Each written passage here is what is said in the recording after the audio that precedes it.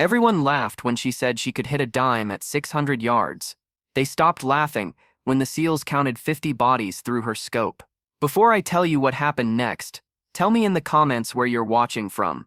I love knowing who's listening. The desert sun burned white over Camp Raven, a training ground that smelled of gun oil, sweat, and pride. Rows of young recruits stood shoulder to shoulder, rifles slung, eyes sharp, except for one woman at the far end. Sergeant Elara Voss, quiet, unassuming. Her uniform too neat, her boots too clean. The others joked that she looked more like a librarian than a soldier. She'd heard the whispers. Does she even know how to aim? But she said nothing. She just adjusted her gloves and waited for the instructor to call her name. Then came Sergeant Harlan, broad shoulders, tattooed arms, and a smirk that could cut through stone. Voss, he barked. You're up. Let's see if you can actually hit paper today. Laughter rippled through the group. Elara stepped forward, silent. She checked her rifle, breathed in once, and let the world around her fade. The wind shifted slightly. Dust lifted off the ground. She squeezed the trigger. The bullet struck the target dead center. Then another. Blue. And another. 5 rounds, 5 perfect holes, forming a single circle no bigger than a coin. The laughter died. Only the echo of her final shot hung in the air like a ghost. The next day, the SEAL unit arrived at Camp Raven for a joint exercise, a live-fire endurance drill through the canyon range.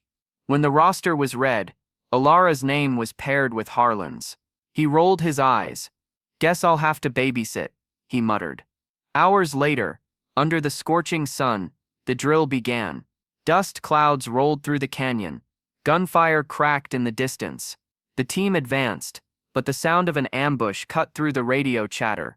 Enemy drones and simulated insurgents flooded their flank. Elara dropped to one knee, calm as still water. Through her scope, she scanned the horizon. Her pulse slowed, her breath evened. She spoke softly into her mic. 2 on the ridge, 1 behind the dune. Wind 10 knots east. Her shots came like thunder, precise, rhythmic, terrifyingly exact. Each one dropped a target the others hadn't even seen. Harlan froze, watching her hands move with surgical grace. How the hell? He whispered. By the time the SEALs reached her position, the canyon was silent again. 50 targets neutralized. 50 confirmed. Later at the mess hall, the air was thick with disbelief. The same recruits who once laughed now stared in stunned respect. Someone whispered, "She's not just good, she's legendary." But Elara didn't bask in it. She just cleaned her rifle quietly, eyes distant. That's when Commander Blake, a decorated Navy SEAL with silver in his hair and a stare that could freeze time, walked in.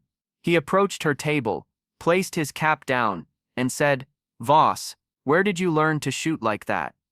Elara paused. From someone who never missed, she said softly. The hall fell silent.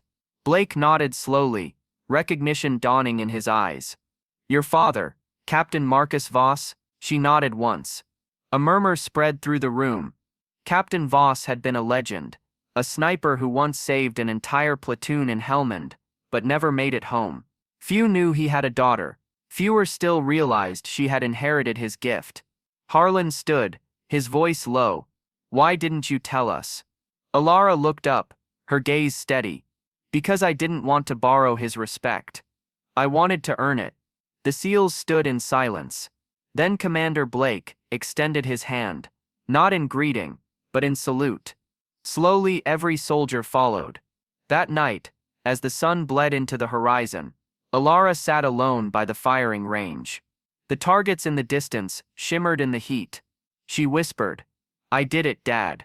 A single breeze swept through the canyon, carrying the faint echo of a man's laughter.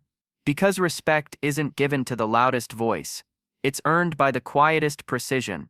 And sometimes, the softest trigger pull makes the world finally listen. If this story moved you, hit that like button, subscribe for more, and tell me in the comments, would you have believed her before the first shot?